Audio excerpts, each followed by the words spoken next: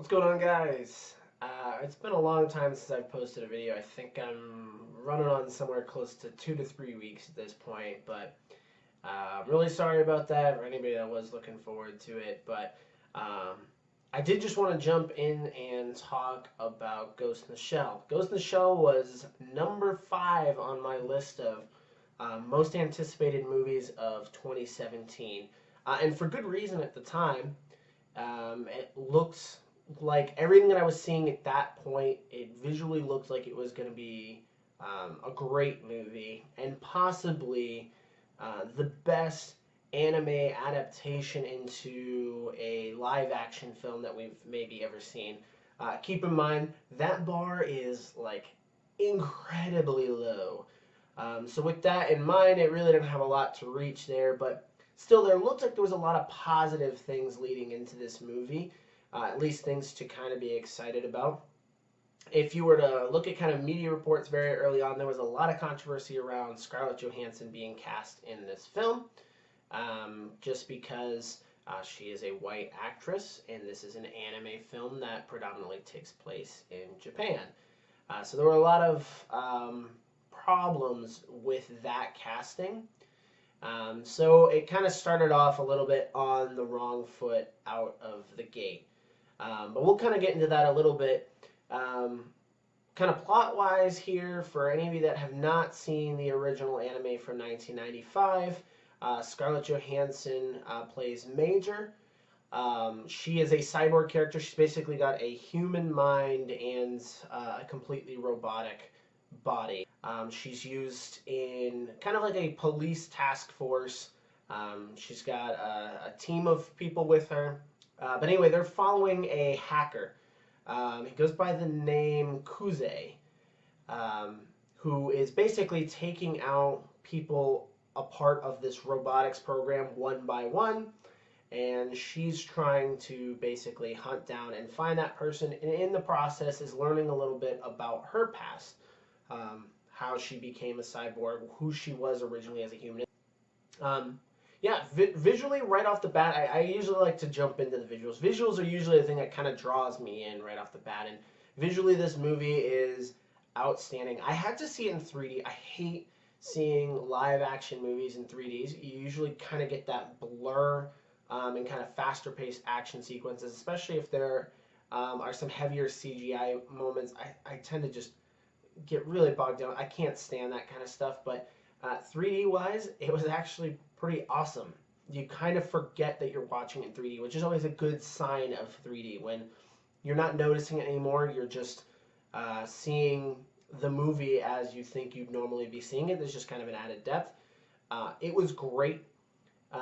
Visually, you can kind of see where in 1995 this movie was an influence for movies like The Matrix. And now when you're seeing the live adaptation of Ghost in the Shell in 2017, it kind of reminds you a bit of The Matrix in a lot of ways.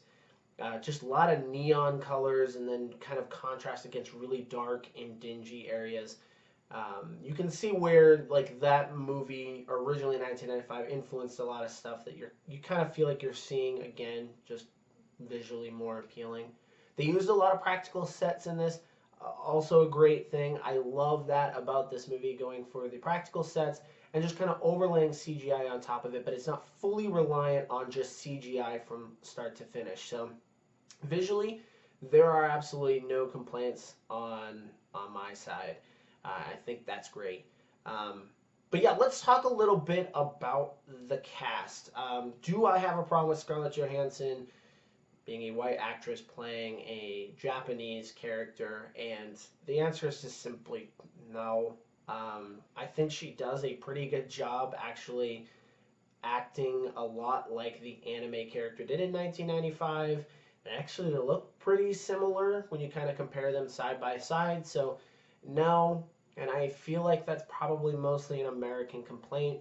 I'll link a video where somebody went around the streets of Tokyo showing the casting of Scarlett Johansson and asking if people were bothered by Scarlett Johansson playing this character, and nobody is upset in Japan about this. They seem to just kind of be upset about this in the United States. But No, I don't have an issue with that. But the cast itself, I think, was pretty solid. But that does lead to some problems. The character Beto, I think, is really well done in this movie. A character, again, that I enjoyed in the original anime, really wanted to see played out in this. And I really, really enjoyed that character. He was played by Pilu Asbek, I think is how you pronounce that name. I'm not really 100% sure. I've never seen him in any other movie before, but he's outstanding as kind of like the number two guy in this movie behind Scarlett Johansson's Major. Outside of that, though, everybody else on the team is pretty much disposable, which is a bit of a bummer. I feel like you could have had Togusa have a little bit more in this movie, and it just doesn't really exist. So yeah, character-wise, even the villains in this movie were a little bit on the blander side. Not to ruin anything at the end, but there are kind of multiple villains a little bit at play here that kind of just get exposed at the very end of the movie and taken care of at the very end of the movie, and they're not very good. They're just not. There's not a lot to get really invested in with there. So character-wise, like, there are just a couple of really good positive signs on it, and the others are just, they're just kind of there. There's really not much to go off of with that. Plot-wise, the movie is a little bit difficult to follow. There's kind of, I don't necessarily want to call it a pacing issue, but it looks like they're trying to kind of tug at your heartstrings a little bit and trying to figure out, watching come to the realization of where she comes from and where her past is from. That all falls really flat. The end kind of realization in the movie just kind of comes really bland and with no real punch, which could have been there. Some of the action sequences are good, but just really the overarching thread of the plot line is a little muddled and just kind of ends a bit with a thud, which is a little bit of a disappointment. And that was the part that I was a little worried about coming into the movie. I didn't know, with Rupert Sanders directing it, if he had the chops to kind of handle something this complicated. And it's just okay. It just ends up being kind of an okay experience plot-wise.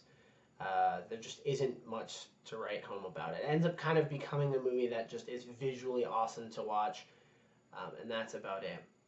Now, bottom line, is this the best adaptation of an anime film into a live-action film? The answer is yes, absolutely, 100%. Doesn't mean a whole lot, again, because the bar is set so low. But I really was hoping for a little bit more in this movie. I was hoping to maybe see some sequels to this movie, to maybe build off of a really strong start and see where the future goes. But truth be told, this movie made no money. They talked about estimates being at a loss about $60 million on this movie, so chances of you actually seeing a sequel to this are slim to none. But it is a decent experience. If you're going to go see it, I don't even know if you can catch it in theaters anymore, but if it does come out, watch it in Blu-ray, watch it in high def, however you can. Enjoy visually the movie. There really isn't anything just quite like it right now. You can see kind of its influences and stuff, but it really does feel like a unique experience in that. Again, not overly CGI heavy, a lot of practical sets and a lot of practical things that they're working with just overlaid kind of visual delights on top of it. So go check it out when it comes out. Let me know what you guys think. If you guys saw the movie, let me know down below. Did you enjoy it? Did you hate it? Were you just disappointed with it overall? I always love to hear these kind of things. So just let me know what you guys think about it. And if you haven't, let me know if you're excited to see it. I do, for the most part, recommend it. I think most people will enjoy it, at least to a degree. It's not going to be your favorite, but you'll like it at least a little bit. But yeah, let me know down below. Leave a comment and a like. It's always a huge help to the channel. And until next time, I'll talk to you guys later. Bye.